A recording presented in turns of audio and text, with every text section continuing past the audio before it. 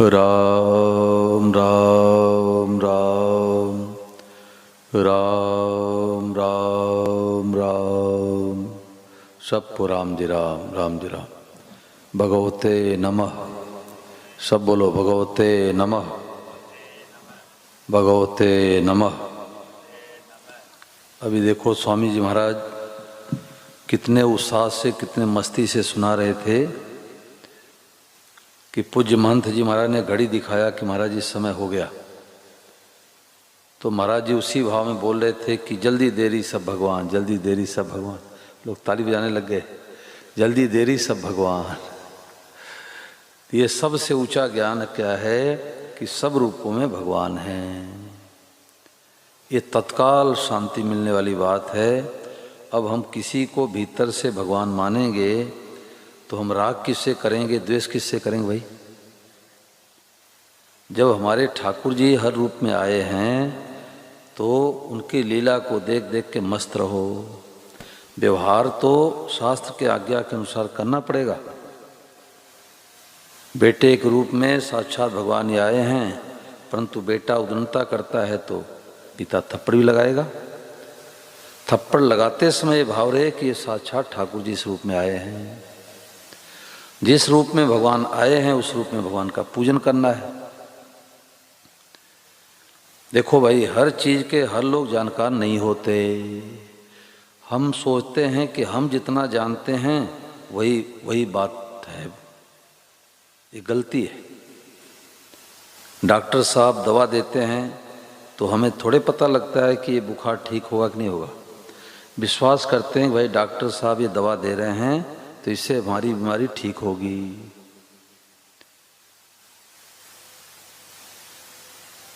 अंग्रेजी सीखने के लिए जाते हैं एक आचार्य की पढ़ाई करके, और अंग्रेजी सीखने के लिए एक मास्टर साहब के पास गए कि मास्टर साहब हमें देश विदेश में जाना पड़ता है तो मैं अंग्रेजी सीखना चाहता हूँ। तो मास्टर साहब ने कहा ठीक है, आप आओ, महीने 2 महीने मैं आपको सिखा दूंगा। अब वो संस्कृत में आचार्य की पढ़ाई किए। तो जब पढ़ने के लिए गए तो अंग्रेजी के मास्टर साहब ने 2 ऐसे लाइन खींच के बीच में लाइन खींच दिया। उन्होंने कहा कि बोलो आचार्य जी, बोलो ए। तो आचार्य जी बोले कि भाई आँख में धूल क्यों झोंक रहे हो? अरे हमने आचार्य की पढ़ाई किया है, पहला अक्षर ए होता ही नहीं। अब बताओ भाई, अंग्रेजी के मास्टर सिखा देंगे? दूसरा अक्षर बोलो बी, बोले बी होता ही नहीं। पहले तो अ आ ई से शुरू होता है, क ख शुरू होता है, पहला अक्षर ए बी सी डी होता ही नहीं। तो मास्टर साहब हाथ जोड़ लिए कि आचार्य जी आप अंग्रेजी नहीं सीख पाओगे। अंग्रेजी सीखनी हो तो हमारे हाँ में हाँ मिलाओ। हम कहते ए तो आप कहो ए, हम कहते बी तो आप कहो बी। अंग्रेजी के मास्टर साहब कहते सीव टिकट, विद्यार्थी कहता शिव टिकट। मास्टर साहब कहते प्यू टिपुट, अब विद्यार्थी कहे देखो गुरुजी सीव टी से कट करो तो पीयू टी से पट कहो, और पीयू टी से पुट करो तो सीव टी से कुट कहो, चाहे कटपट कहो चाहे कुटपुट कहो। बताओ भाई, अंग्रेजी सीख जाएंगे? मास्टर साहब थप्पड़ लगा के दूर कर देंगे। तो जैसे अंग्रेजी सीखना है तो मास्टर साहब के हाँ में हाँ मिलाना पड़ता है। ऐसे स्वामी जी महाराज अनुभवी महापुरुष हैं, तो वो जैसे कहते हैं उसमें किंतु परंतु मत करो। महाराज जी ने कहा स्वीकार कर लो एक बार, फिर अनुभव ठाकुर जी कृपा से हो जाएगा। होता है भगवान कृपा से, ये अपने हाथ की बात नहीं, कृपा साध्य है। सब रूपों में हमारे ठाकुर जी आए हैं, सब रूप में हमारे भगवान हैं। अरे अभी तक तो हम ऐसा मानते थे कि ये लड्डू गोपाल ही हमारे हैं, परंतु अब पता लग गया महापुरुषों की वाणी से, सत्संग से, कि हमारे लड्डू गोपाल ही सब रूपों में हैं। ये सबसे ऊंचा ज्ञान है। बर्ताव अलग अलग करना पड़ेगा। विद्या विनय संपन्ने ब्राह्मणे गविहस्तिनी सुनि चैव सपाके च पंडिताश्रम दर्शिना। पंडित कौन है, ज्ञानी कौन है? जो विद्या विनय संपन्न ब्राह्मण में, गाय में, हाथी में, चांडाल में, कुत्ते में, सब में भगवान का दर्शन करता है। सबके साथ एक जैसा बर्ताव करता है, वो पंडित नहीं कहा गया। पत्नी के साथ पत्नी जैसा बर्ताव, माँ के साथ माँ का बर्ताव, बहन के साथ बहन का बर्ताव। ब्राह्मण देवता पूजा पाठ में कहते दाएं हाथ आगे करो, अब कोई कहे पंडित जी पक्षपात क्यों करते हो, दाएं बाएं में क्या फर्क है? तो पंडित जी कहेंगे हम पंडित हैं कि आप पंडित जी हो। तो जैसा देव ऐसा पूजन, परंतु भीतर में मत न टरे हनुमान। उमा जे राम चरण रत, विगत काम मत क्रोध, निज प्रभु में देखे जगत के सन करे विरोध। सब सीताराम जी के रूप हैं, सब ठाकुर जी के रूप हैं। अब भीतर से बैर हट गया। भगवान को तो अपना मानते हैं, परंतु संसार में किसे राग करते हैं, किसे द्वेष करते हैं, तो सब रूपों में भगवान होते हुए नजर नहीं आते। देखो एक बार मेरे मन में शंका हुई कि हर चीज के हर लोग जानकार होते हैं क्या? तो मैंने एक रिसर्च किया वृंदावन में कि जैसे एक बीघे खेत में 40 किलो गेहूं बोया जाता है, धर्माराम जी याद है कि नहीं? एक बीघे खेत में 40 किलो गेहूं बोया जाता है। तो मैंने सोचा कि एक बीघे खेत में बाजरी कितनी बोई जाएगी। अब किससे पूछो? तो ये तो मेरे पता था कि किसान ही बता सकता है, इंजीनियर डॉक्टर वकील कैसे बताएंगे। परंतु फिर भी मैंने परीक्षा लिया। तो हिमाचल प्रदेश के डेंटल चिकित्सक हैं, उनसे मैंने पूछा, अलग अलग लोगों से पूछा। मैंने कहा डॉक्टर साहब एक बात आई थी कि एक बीघे खेत में 40 किलो गेहूं डाला जाता है, तो एक बीघे खेत में बाजरी कितनी बोई जाएगी? तो उन्होंने कहा महाराज बाजरी के दाने तो छोटे होते हैं, परंतु 40 किलो ही पड़ेगा। देखो शक्ति राम जी 40 किलो बाजरी पड़ेगी।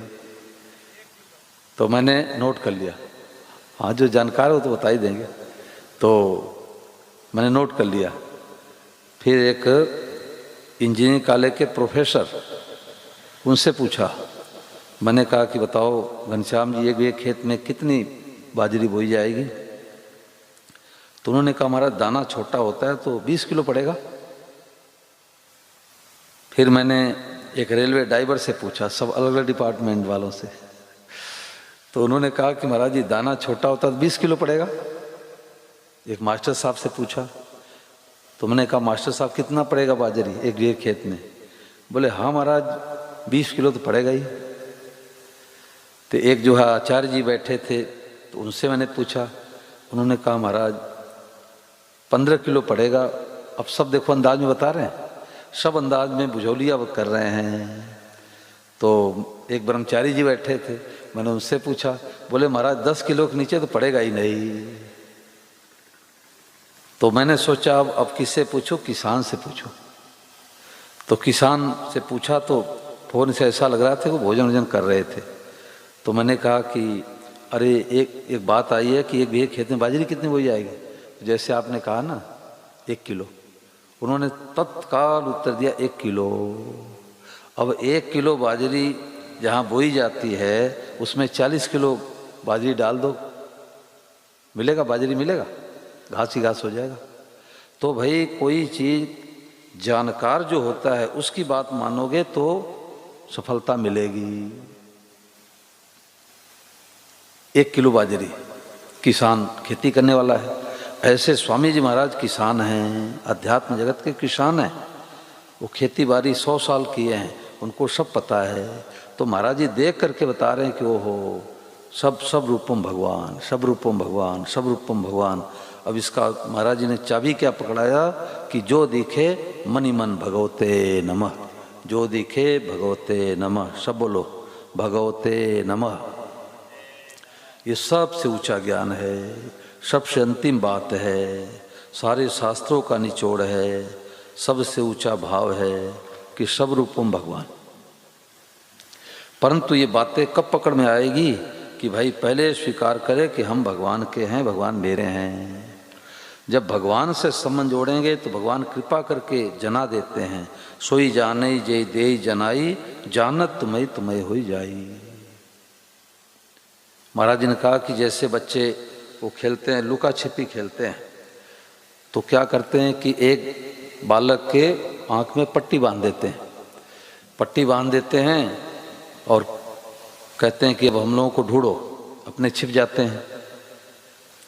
तो छिप जाते हैं तो अब वो आँख खोल करके देखता है तो कोई पेड़ के ओट में खड़ा है, उसके लाल कपड़े हैं। तो वो कहता देखो देखो तुम्हारे को देख लिया, तुम्हारे को देख लिया। अरे सुरेश तुम्हारा वो लाल गमछा दिखाई दे रहा है, अब सुरेश छिपेगा? अब सुरेश नहीं छिपेगा क्योंकि हमारे को देख लिया। ऐसे ही सब रूप में भगवान लीला कर रहे हैं। अब हमको पहचानना है कि ओहो हम तो किसी से राग कर रहे थे, किसी से द्वेष कर रहे थे, सब रूप में भगवान ही आए हैं। और परिचय झटपट होता, झटपट। मैंने देखा है, बचपन मैंने देखा कि वॉलीबॉल खेलने वाले आते थे तो 10-12 खिलाड़ी इधर हो जाते, 10-12 खिलाड़ी इधर होते। तो कोई विशिष्ट सम्मानीय व्यक्ति आते तो उनसे एक सज्जन परिचय कराते कि फलाने शर्मा है, फलाने वर्मा हैं। वो हाथ मिलाते, अच्छा ये फलाने शर्मा है, ये आनंद कुमार मिश्रा है, ऐसे हाथ मिलाते तो झटपट परिचय हो जाता था। ओहो ये फलाने खिलाड़ी है, ये फलाने खिलाड़ी है। तो अब 20 खिलाड़ी खेलन आवे झटपट परिचय होए और एक खिलाड़ी परिचय खातिर उम्र दीना खो। सारी उम्र निकल जा रही है केवल एक खिलाड़ी के परिचय करने में। तो सत्संग ये जगाता है कि भाई एक ही खिलाड़ी, एक खिलाड़ी, दो है ही नहीं। 20 खिलाड़ी खेलन आवे झटपट परिचय होए, एक खिलाड़ी परिचय खातिर उम्र दीना खोए। सब रूपों में प्रभु ही आते, बिरला कोई पकड़ ही पाते, बिन पहचान के डरते हंसते, कभी तो देते रो। महाराज जी उदाहरण देते कि एक बार क्या हुआ कि एक बहुरूपिया था। तो बहुरूपिया थानेदार का ड्रेस पहन करके, बिल्ला आदि लगा करके और लेकर के लाठी हाथ में बंदूक लेकर के और एक दुकानदार के पास पहुंचा। अरे तुम कैसे इधर अपने दुकान से बाहर सड़क पर कैसे सामान रखे हो, लाओ अपना कागज पत्तर दिखाओ। और वो सेठ घबरा गए, नहीं नहीं साहब हम हटा देते हैं, साहब हम हटा देते हैं, लो साहब 1000 रुपये ले लो, हटा देता हूँ। तो टोपी ओपी सब हटाया, वो हंसने लग गया। ओ सेठ ने कहा यार तू फलाने का बेटा है, तू तो बहुरूपिया है। तो जब तक नहीं पहचाना था तब तक तो डर गया कि हो थानेदार साहब आए हैं, अब ये पता नहीं जेल में न बंद कर दे। और जैसे ही पहचाना क्यों हो, अरे तो फलाने का बेटा है, तो बहुरूपिया है, ले जा 10 रुपये ले जा। तो ऐसे ही नहीं पहचानते तो किसी से डरते हैं, किसी से जो है हंसते हैं, किसी से रोते हैं। परंतु अब पता लग गया कि वो हो एक ही बहुरूपिया लीला कर रहा है। बिन पहचान के डरते हंसते, कभी तो देते रोए, 20 खिलाड़ी खेलन आए झटपट परिचय होए, एक खिलाड़ी परिचय खातिर उम्र दीना खो। मानुष पक्षी वृक्षा गाड़ी, बन गए भैंस खुदी ही पाड़ी, सब चीज़ों का बीज प्रभु आवे कहाँ से को। और कौन कहाँ से आवे? एक बीज के सिवाय पेड़ में कुछ नहीं है। करोड़ों पत्ते हैं, अरबों पत्ते हैं, हजारों फल हैं, परंतु एक गुठली के सिवा कुछ नहीं है। भगवान कहते बीजम माम सर्वभूतानां विद्धि पार सनातनम, बुद्धिर बुद्धिमताम अस्मि, तेजस तेजस्विनामहम्। संपूर्ण चीज़ों का बीज मैं हूँ।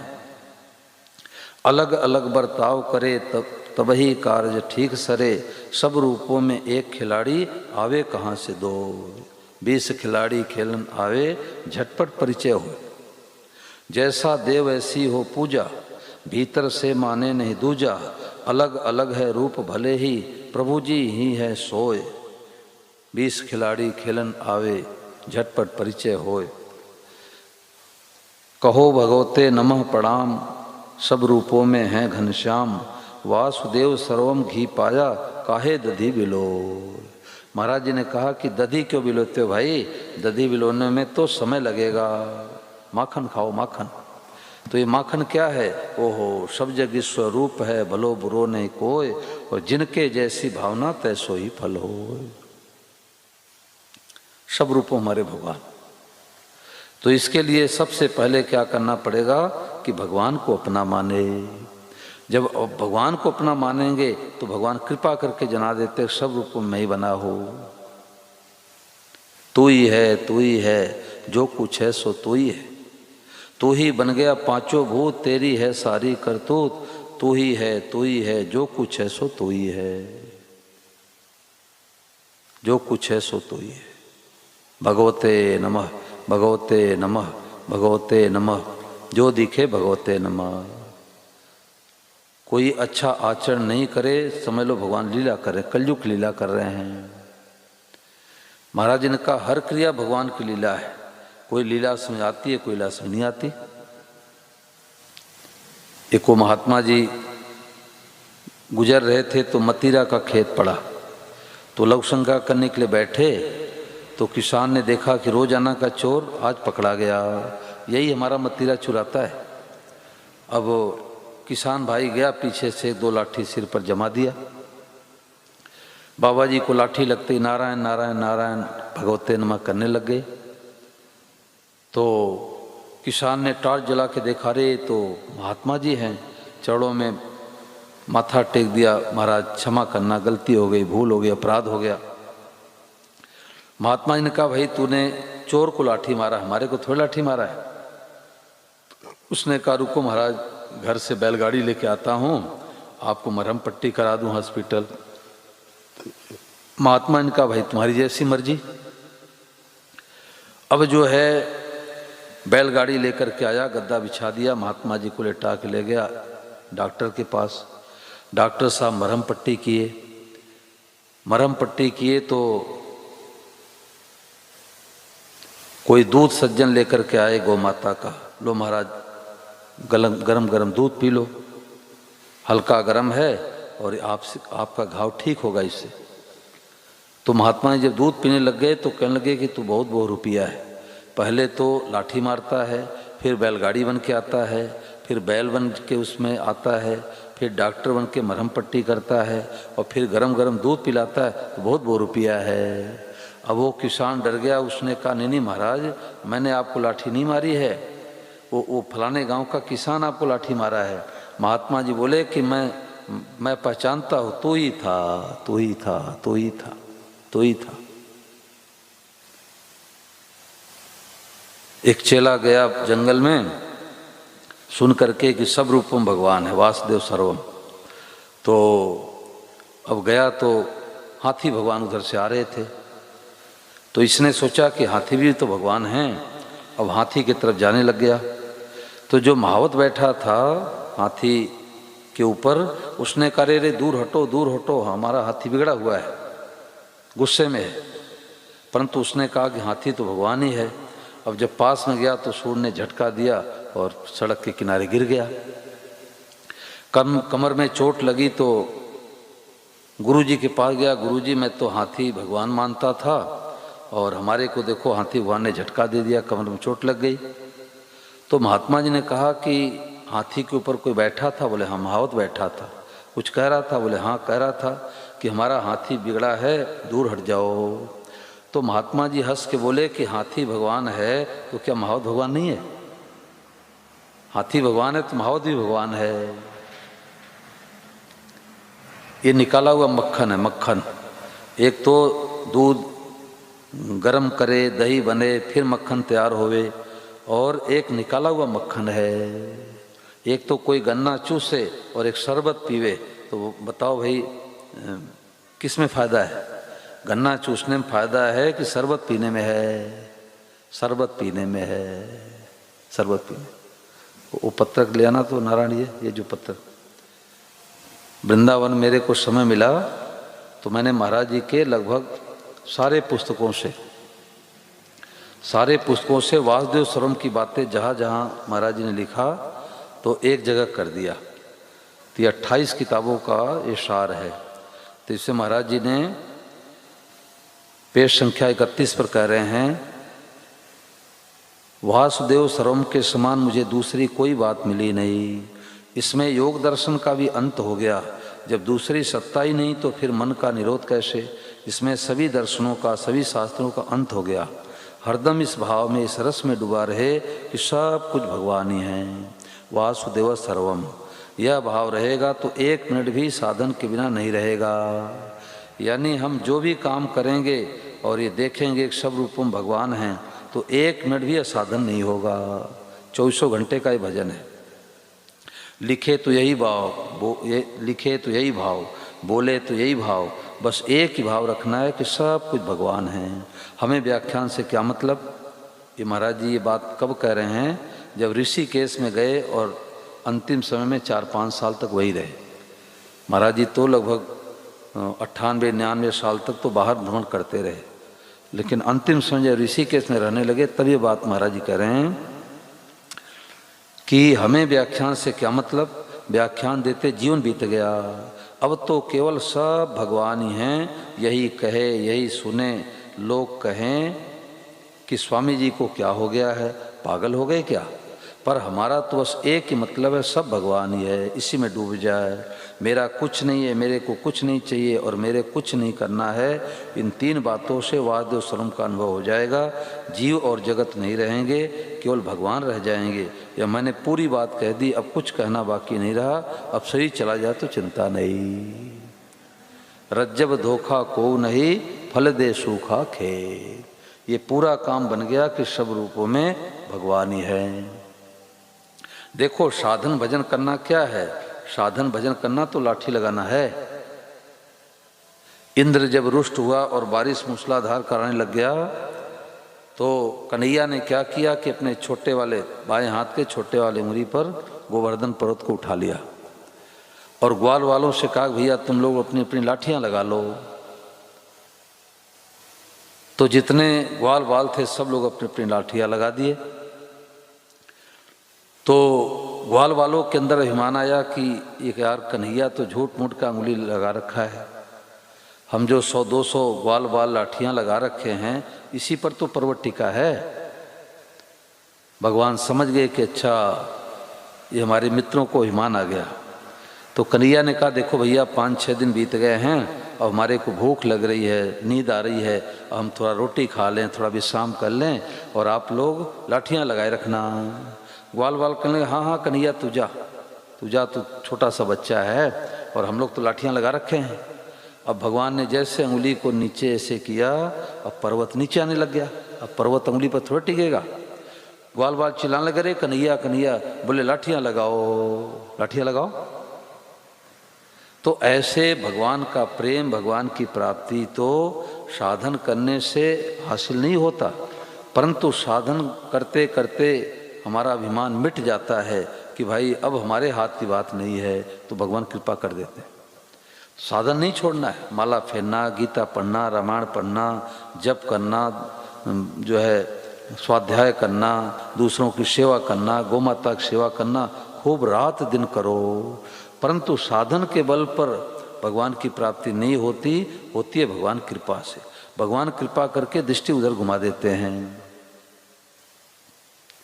तो ये साधन भजन करना तो लाठियां लगाना है और पर्वत तो उठेगा कन्हैया के अंगुली पर। एक महात्मा जी 25 साल तक तपस्या किए।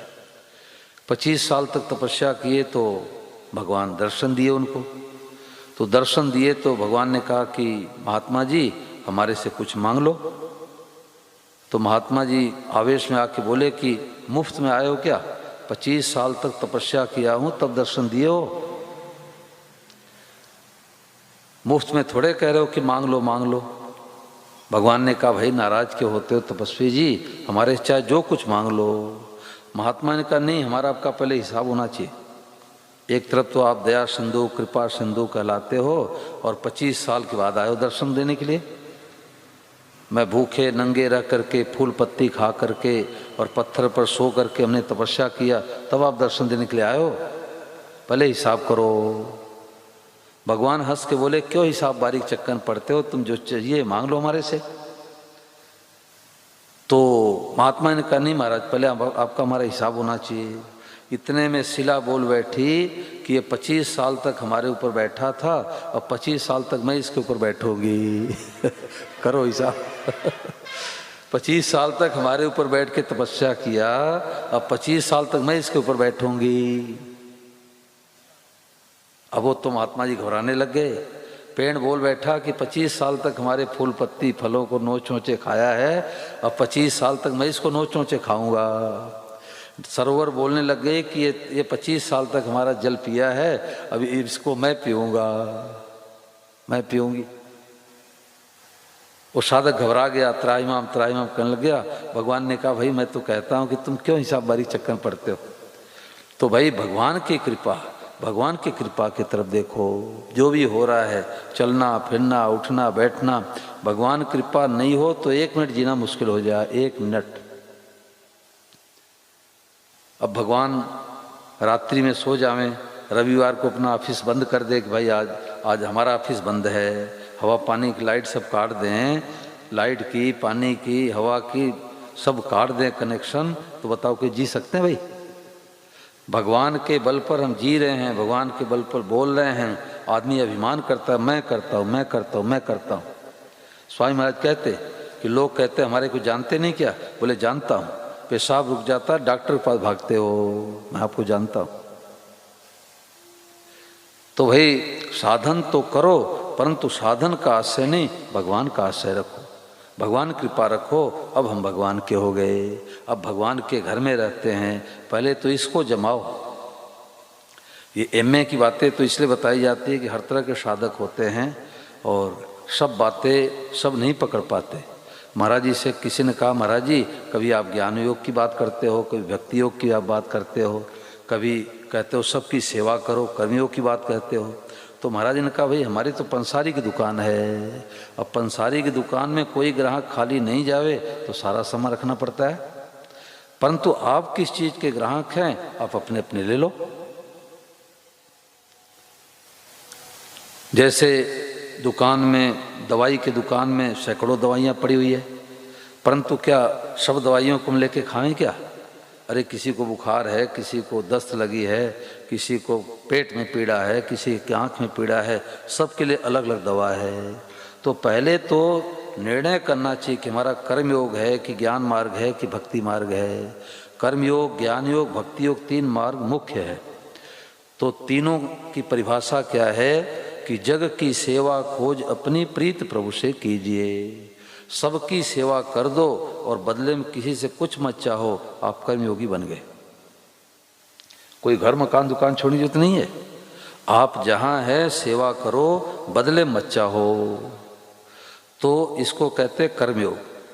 और बदले में चाहेंगे कि हमने बेटे को पढ़ाया लिखाया, अब बेटा बुढ़ापे में हमारी सहायता करेगा, और बेटा यदि सेवा नहीं करेगा आपको धक्का लगेगा, को हो हमने तो लाखों रुपए खर्च करके पढ़ाया लिखाया, ये हमारा आदर सत्कार करता नहीं, अब आपको दुखी होना पड़ेगा। संसार में रहना नहीं आया। आशा ही परमम दुखम नैराश्यम परमम सुखम। आशा ही दुखों का मूल है। तो कर्मयोग क्या है कि सेवा करके बदले मत चाहो। जग की सेवा खोज अपनी, मैं कौन हूँ? क्या ये हाड़ मास का पुतला मैं हूँ? क्या जिसको हम अपना मानते हैं कि मैं शरीर हूँ, क्या वो मैं हूँ? क्या जन्म के पहले सही था? अरे कभी बंदर बने, कभी भालू बने, कभी वृक्ष बने, कभी पहाड़ बने, कभी भूत प्रेत बने, ये तो चोला बदलता ही रहता है। तो मैं खुद कौन हूँ? भगवान का अंश हूँ। अपने को जानना ही ज्ञान मार्ग हो गया। जग की सेवा खोज अपनी प्रीति प्रभु से कीजिए। भगवान हमारे अपने हैं, ये भक्ति मार्ग है।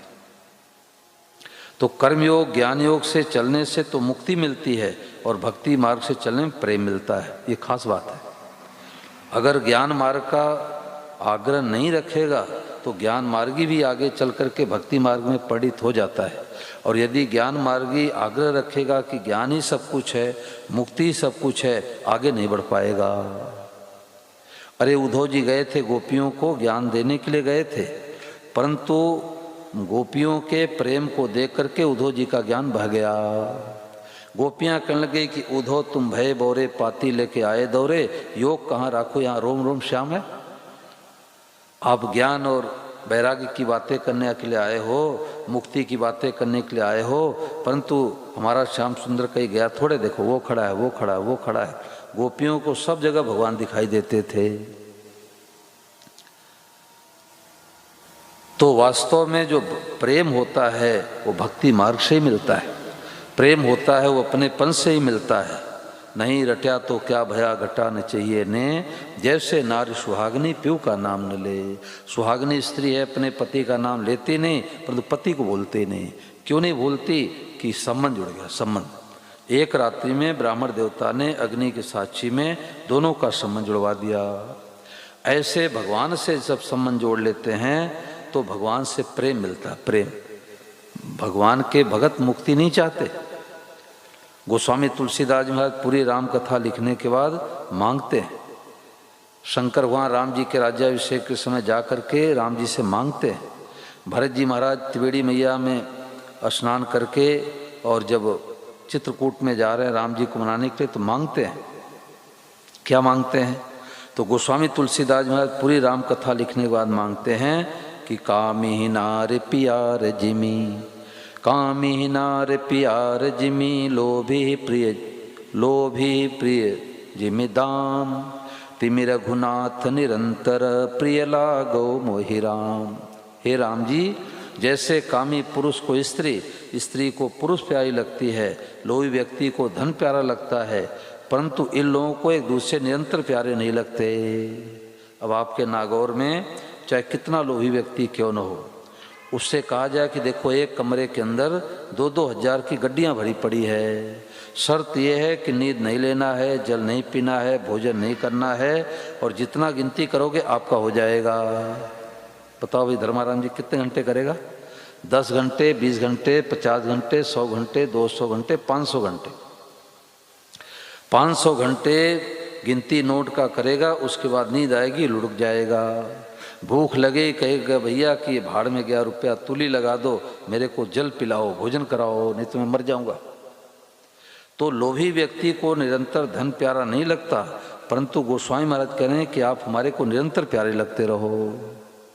शंकर भगवान राम जी से मांगते हैं, राम जी के इष्ट हैं शंकर भगवान और शंकर भगवान के इष्ट है राम जी। और इष्ट ने सेवक स्वामी सखा से पी के, एक दूसरे को इष्ट भी मान लेते हैं, एक दूसरे को मित्र बना लेते हैं और एक दूसरे के सेवक बन जाते हैं।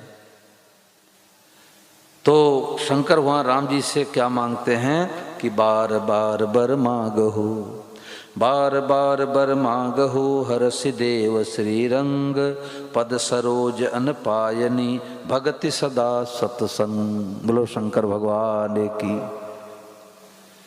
तो शंकर भगवान क्या मांगते हैं कि हे प्रभु श्री राम जी, आप हमारे इष्ट देव हो, मैं बार बार आपसे मांगता हूँ, आप गुस्सा मत करना। अरे भोले बाबा आप क्या चाहते हो, आप तो साक्षात ईश्वर हो।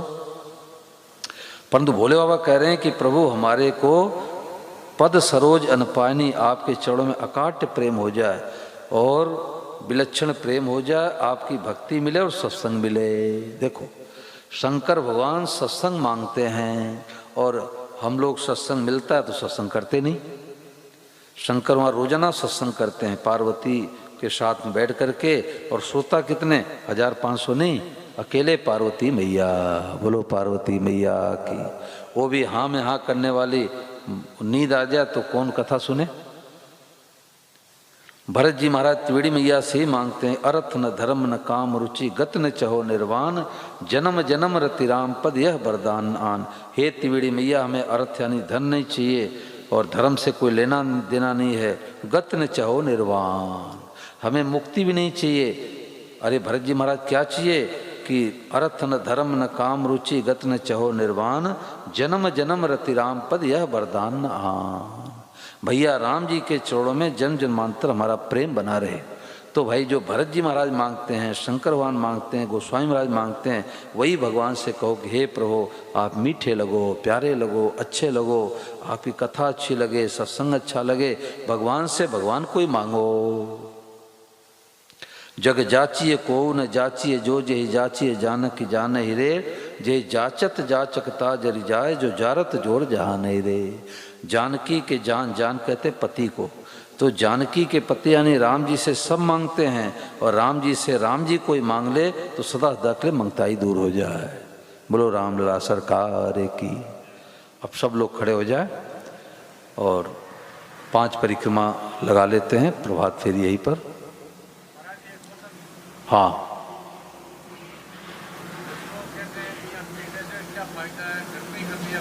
हाँ, सामूहिक से ज़्यादा लाभ होता है। घर में कभी किया कभी नहीं किया सत्संग, कभी पढ़ा नहीं किया, और सामूहिक करने से तो जिम्मेदारी रहती है कि भाई देखो वो आ गए, हम नहीं जाएंगे तो शिकायत मिलेगी। तो इसे सामूहिक सत्संग होना चाहिए। मैं तो कहूँ घर में भी करो, सामूहिक भी करो, दोनों करो, दोनों करो। एक महात्मा जी गए दरवाजे पर, भूख लगी थी, नारायण नारायण किया, तो वो माई बोली कि बाबा रोटी लाऊं खिचड़ी लाऊं, दोपहर में आए हो। तो बाबा जी ने सोचा है माई कंजूस है, और रोटी मांगू तो खिचड़ी नहीं देगी, खिचड़ी मांगू तो रोटी नहीं देगी। तो बाबा जी बोले मैया तो रोटी के ऊपर खिचड़ी ले आ। तो इसी प्रकार से घर में भी सत्संग करो और यहाँ भी आके करो। बोलो गिरधर गोपाल की। चलो।